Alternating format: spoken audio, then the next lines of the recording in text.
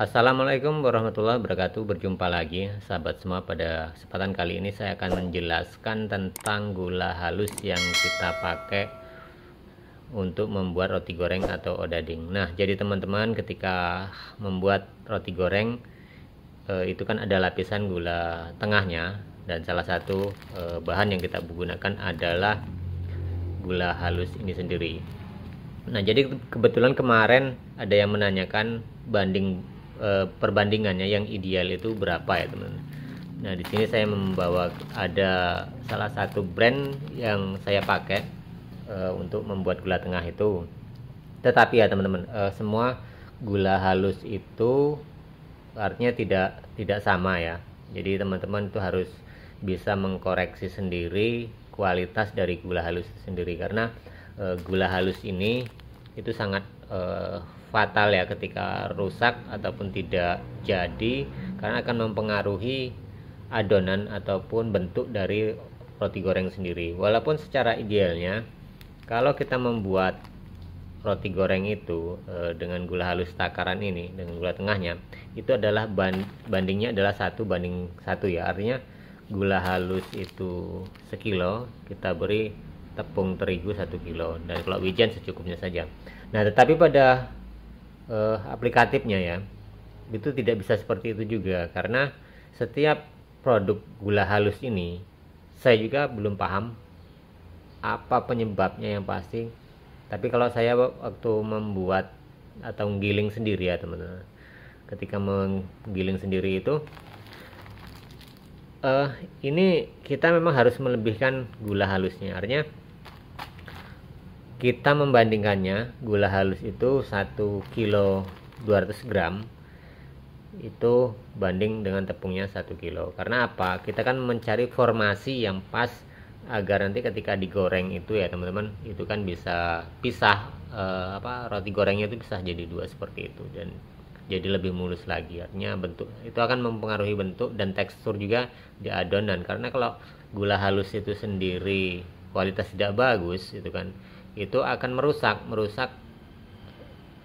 artinya lengket ya dia, antara lapisan yang paling bawah dengan yang di atas itu lengket, sehingga nanti ketika dipisahkan itu dia akan menarik sebelah seperti itu. Nah, disitulah akhirnya roti goreng yang kita buat itu kan rusak. Nah, seperti itu. Jadi ini pun awalnya saya juga mencari-cari ya, teman. Waktu di sini artinya kita harus mengukur berapa pasnya. Memang sering saya gunakan itu adalah 3 bungkus ini dibanding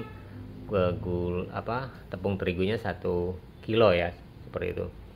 Tapi itu juga masih kurang ideal, teman-teman, dan harus saya tambahkan lagi ketika saya membuat 2 kilo ini, karena kan kita itu membuat kan bukan hanya untuk satu tempat ya, kadang 2 tempat seperti. Jadi sekalian membuat 2 kilo untuk tepung terigunya, jadi saya lebihkan 1 bungkus lagi. Jadi sudah memakai gula halus ini 2 kilo 4 on ya, tambah 4 on lagi, berarti 2 kilo 3 kilo bahkan ya, teman. 2 kilo 8 on ya, seperti itu, hampir 3 kilo. Saya kasih 2 kilo tepung terigu. Jadi memang sangat jauh sekali perbandingannya, karena dari segi kualitas ya, kalau saya mempertahankan dengan 3 itu dia tetap dia bisa pisah ya, teman. Artinya ketika kita goreng itu bisa, tapi agak kita paksakan seperti itu. Jadi hasilnya pun di roti goreng itu sedikit agak menekan sebelah ya, sehingga kalau kita belah paksa itu sebelah itu kadang-kadang ikut nempel. Jadi roti goreng yang kita buat itu sedikit rusak kan, seperti itu. Tapi kalau untuk menghemat anggaran tidak masalah. Tapi intinya seperti itu ya. Jadi gula halus satu produk dengan produk lain juga, teman-teman, tidak bisa kita samakan seperti itu. Jadi memang harus mengorbankan dulu ya, teman. Coba teman-teman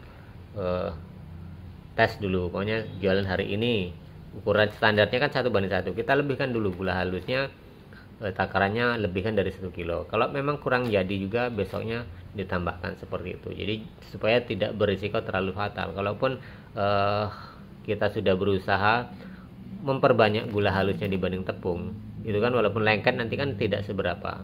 Nah, kecuali kalau adonan teman-teman itu memang tidak bagus ya, itu sangat berpengaruh juga teman-teman.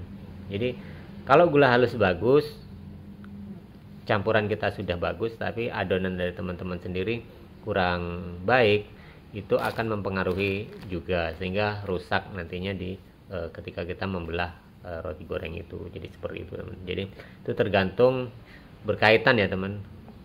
Adonan harus bagus, kedua kali campuran dari gula halus dan tepung itu sendiri itu ideal, artinya sudah sesuai dengan takaran yang seharusnya, yang kita tahu dari kualitas gula halus sendiri. Karena setiap brand ini ya teman-teman, setiap brand ini saya yakin berbeda-beda. Saya di sini pernah memakai 3 brand, kalau nggak salah 2 itu gambar mawar seperti itu ya, satu mawar apa gitu kan.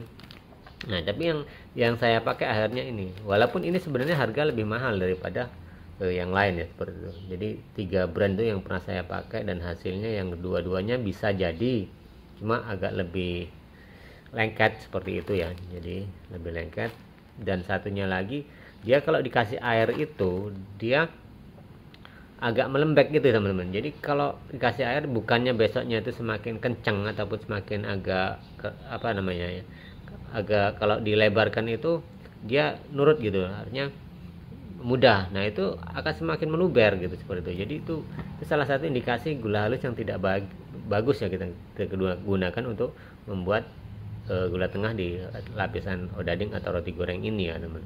Nah, kalau ini memang dengan 3 bungkus ini satu bungkusnya itu 400 gram, bayangkan teman-teman. Jadi dengan 3 bungkus itu 1 kilo 2 on ya. Saya kasih bandingnya 1 kilo, itu pun kurang sedikit saja tuh, kurang sedikit. Jadi kalau bikin 2 kilo saya tambahkan lagi 1, jadi 2 kilo 4 on jadinya ya. Saya tambahkan 400 gram, berarti 2 kilo 800 gram atau hampir 3 kilo ya. Tepungnya itu hanya 1 kilo.